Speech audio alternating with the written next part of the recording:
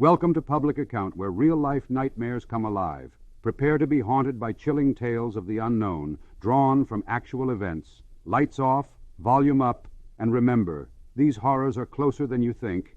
Subscribe, if you dare.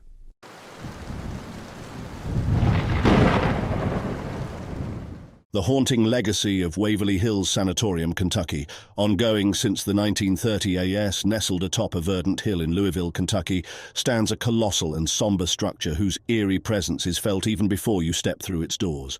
This is the Waverly Hills Sanatorium, a former tuberculosis hospital that once stood as a beacon of hope for the afflicted, but today carries a reputation as one of the most haunted places in the United States. The sanatorium's tale dates back to the early 20th century. The 1930s saw the height of the tuberculosis epidemic in the United States, and the need for a specialized hospital in the Louisville region became evident. Thus, the Waverly Hills Sanatorium was born. While its primary purpose was to nurse tuberculosis patients back to health, it also became the final resting place for many, given the severity of the disease during that era. As the years went on and medical advancements provided a cure for tuberculosis, the sanatorium closed its doors to the sick. However, the memories and, some claim, the spirits of those who passed away there lingered. Numerous accounts from visitors and paranormal investigators speak of apparitions and unusual phenomena within its walls.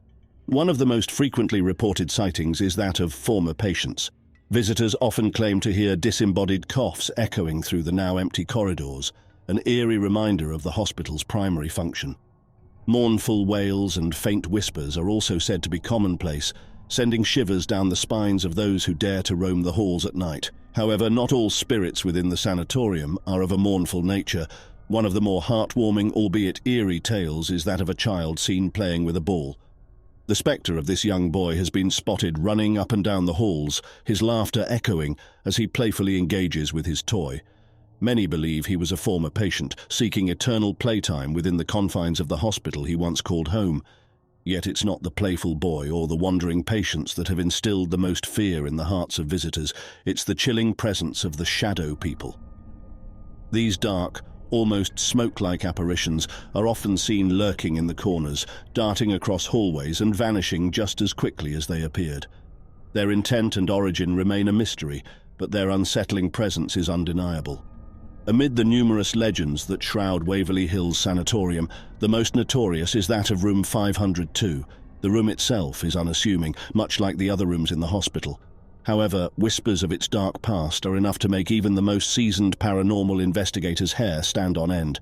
The legend tells of a nurse who worked in the sanatorium during its operational years. Beset by personal turmoil, or possibly the weight of the sorrow that permeated the walls, she is said to have taken her own life, hanging herself in room 502. Since that fateful day, many claim her restless spirit remains. There have been reports of sudden temperature drops in the room, an overwhelming sense of sadness, and even sightings of a woman in a nurse's uniform. Over the years, Waverly Hills Sanatorium has transformed from a place of healing to one of mystery and fear. It has drawn the attention of countless paranormal investigators, each eager to document their experience and validate the claims of supernatural occurrences. Television shows, documentaries, and articles have showcased its haunting tales, further solidifying its reputation. Today, while the true nature of the events inside Waverly Hills Sanatorium remains a topic of debate, the allure of its history and legends continues to captivate the imagination. Whether a skeptic or a believer, the tales of Waverly Hills offer a chilling glimpse into the remnants of the past and the possibility that some spirits might remain tethered to the places they once knew.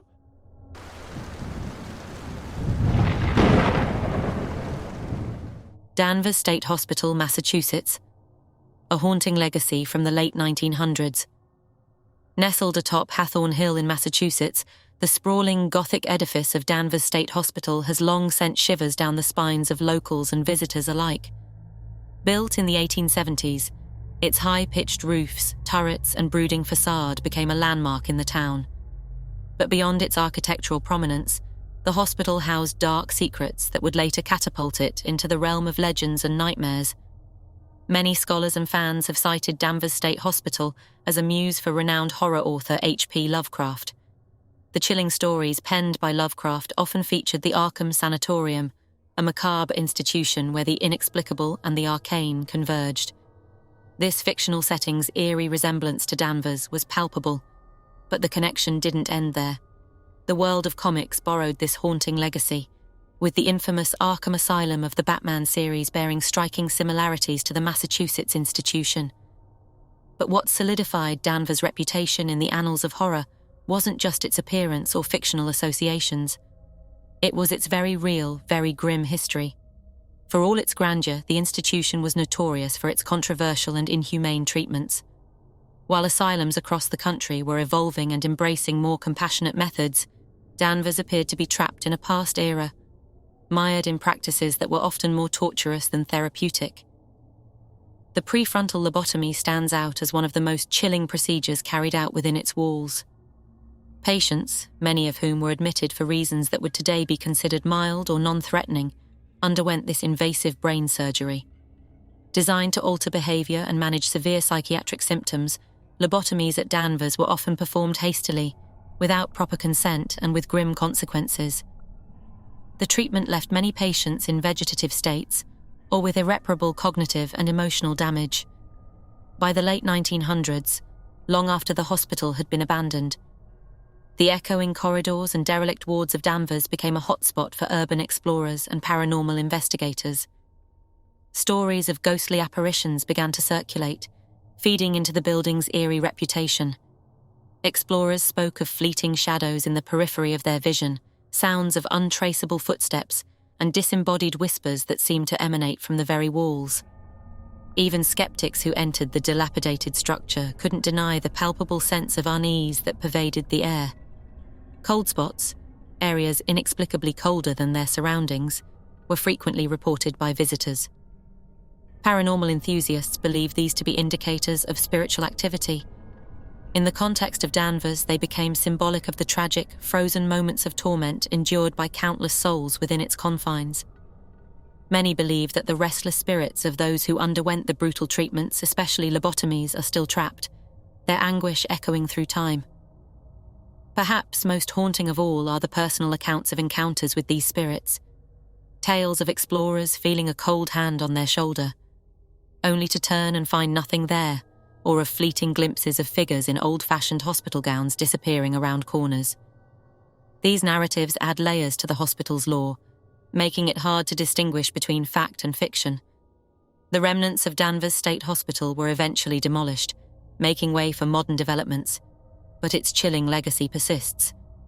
The ground upon which it stood, soaked in the pain and suffering of its inhabitants, remains a poignant reminder of the horrors that can arise when humanity's pursuit of medical advancement overshadows its commitment to compassion and ethics. Today, as the tales of Danvers continue to be retold, it serves as a stark reminder of the dark corners of psychiatric history. The ghosts of its past, whether real or imagined, compel us to remember, and more importantly, to ensure that such horrors are never repeated. As the mists of time continue to roll in, the haunting legacy of Danvers State Hospital remains, forever etched in the collective consciousness of Massachusetts and beyond.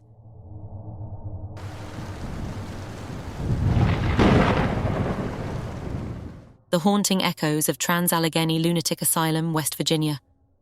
Nestled within the heart of West Virginia stands a colossal testament to the grim history of America's mental health care system, the TransAlagi Lunatic Asylum. Constructed in the midst of the Civil War and officially opening its doors in 1864, this facility was initially a beacon of hope and care for those suffering from mental ailments. Designed to house a maximum of 250 patients, the asylum provided ample space for the residents to be treated with dignity and compassion. However, as the decades rolled on, the asylum's reputation began to morph into something much darker. By the 1950s, the vast halls and corridors of the TransAlagi echoed with the footsteps of over 2,400 patients, nearly 10 times its intended capacity.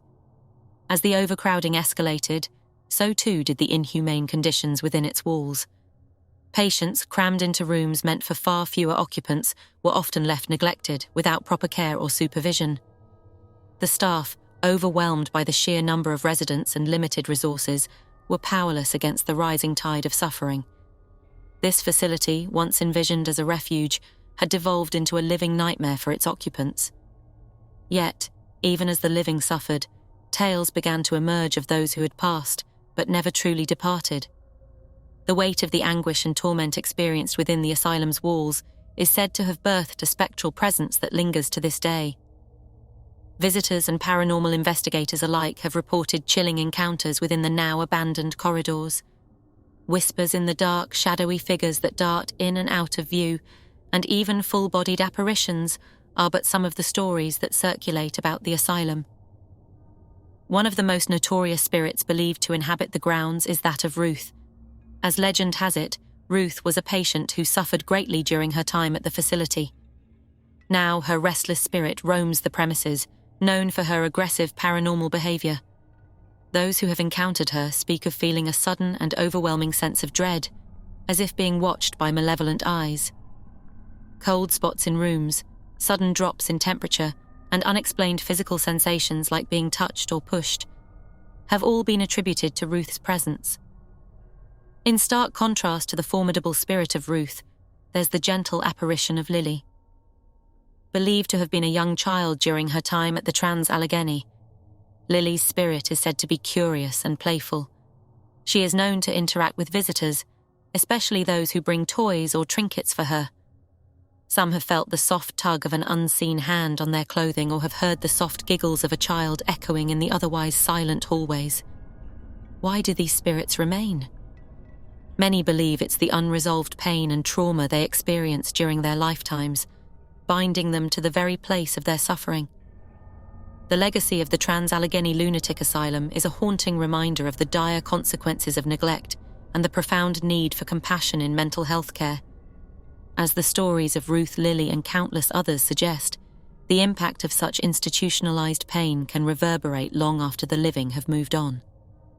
Today, the TransAlagi Lunatic Asylum stands as a popular destination for those interested in the paranormal. Tours are conducted, drawing curious visitors from all over the world, eager to experience the reputedly haunted grounds for themselves. But beyond the thrill of a potential ghostly encounter, there lies a more profound lesson. The tales of the TransAlagi serve as a stark reminder of the importance of treating all individuals, regardless of their mental health, with dignity, care, and respect. For within its walls, the echoes of the past serve as a haunting testament to the price of neglect and the eternal need for compassion.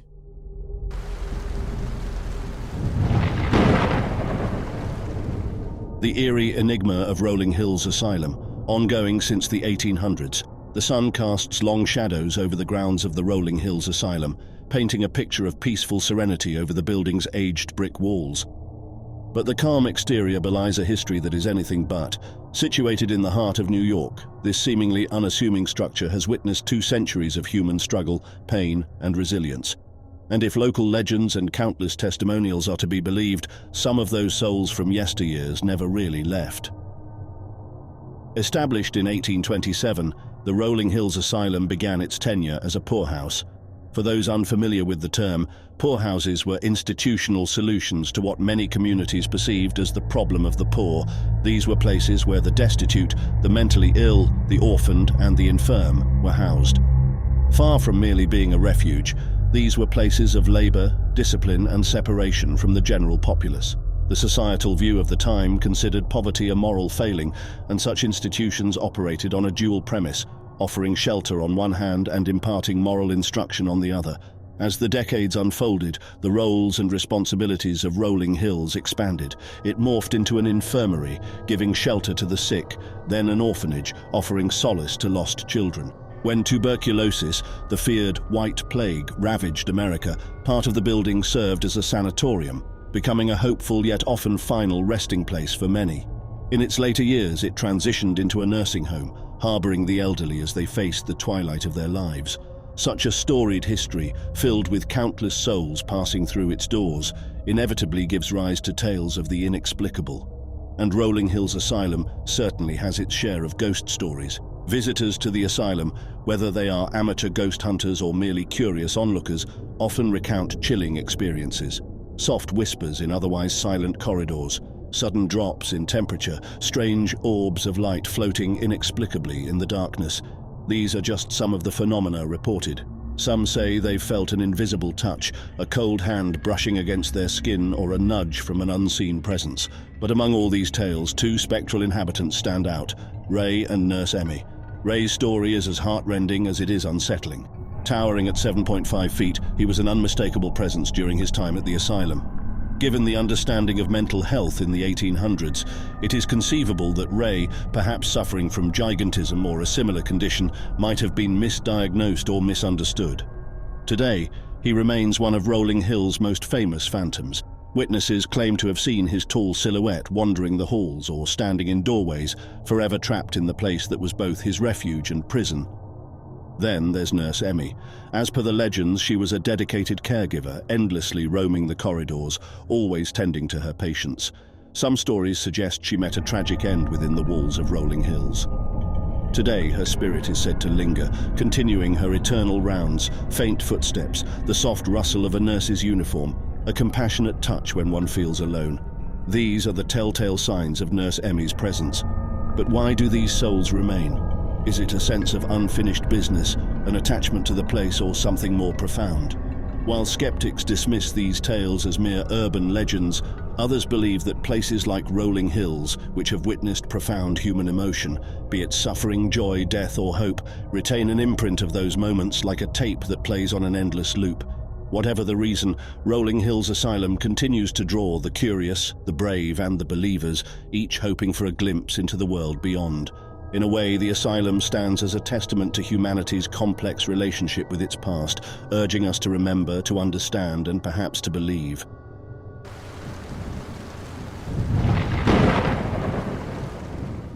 The haunting legacy of Pennhurst Asylum, Pennsylvania.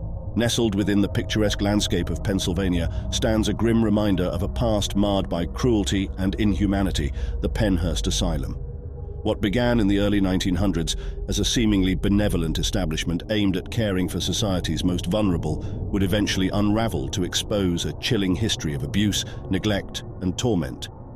Originally named the Eastern Pennsylvania State Institution for the Feeble-Minded and Epileptic, the facility first opened its doors in 1908 with the goal of segregating and caring for individuals deemed feeble-minded by society's standards. The early 20th century was an era when the understanding and empathy towards those with mental and physical disabilities were severely limited. As a result, facilities like Pennhurst were perceived as a solution to a problem, a way to separate the unfit from society. But the shadows that stretched across the grounds and corridors of Pennhurst were not mere products of the setting sun. They were an omen of the horrific tales that unfolded within its walls. Over the facility's 79-year history, numerous allegations of abuse emerged, painting a nightmarish picture of life inside. Reports detailed overcrowding, physical and emotional torment, and medical negligence. Patients were often left to fend for themselves, forgotten by a system that was supposed to protect them. As the decades rolled on, the whispers of abuse grew louder. Families of patients and former staff members shared gut-wrenching stories of what they witnessed or experienced. The cries of those who suffered echoed through the halls, but they were not the only voices to be heard. Years after the institution was shut down in 1987, a new narrative emerged, intertwining the tragic history of Pennhurst with tales of the supernatural. According to legends, many of the tormented souls who once resided at the facility never left. Instead, they continue to wander the now-abandoned halls, forever bound to a place that brought them so much pain. Those who dare venture to Pennhurst in search of the paranormal are seldom disappointed. Ghost hunters and curious adventurers alike report eerie occurrences that defy logical explanation. Electronic voice phenomena, EVP recordings, a staple in paranormal investigations, have been captured within the facility's walls. These audio recordings, often indistinct and muffled, sometimes reveal voices that seemingly belong to the past, uttering phrases or answering questions. But it's not just disembodied voices that have been reported. Shadowy figures are frequently spotted drifting through the decaying corridors.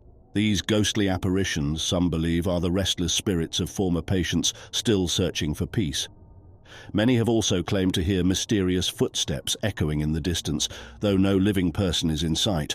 The haunting tales of Pennhurst Asylum resonate deeply with those who hear them, serving as both a chilling ghost story and a cautionary tale about the dangers of societal neglect. The building itself, now scarred by time and decay, stands as a testament to the suffering of countless souls who once called it home. Though the facility has long been closed, the memories and spirits of those who endured its horrors continue to linger. The legacy of Pennhurst serves as a somber reminder of society's capacity for cruelty and the profound impact that such cruelty can have on the lives of the most vulnerable among us. In many ways, Pennhurst is not just a story of a haunted asylum, but a reflection of a society that turned its back on those it deemed unfit. It's a reminder that history is filled with instances of darkness, but it's up to us to shine a light on them, learn from them, and ensure they're never repeated. As the years go by and the tales of Pennhurst Asylum are retold, one can only hope that its haunting legacy serves as a powerful lesson about compassion, understanding, and the fundamental dignity of all individuals.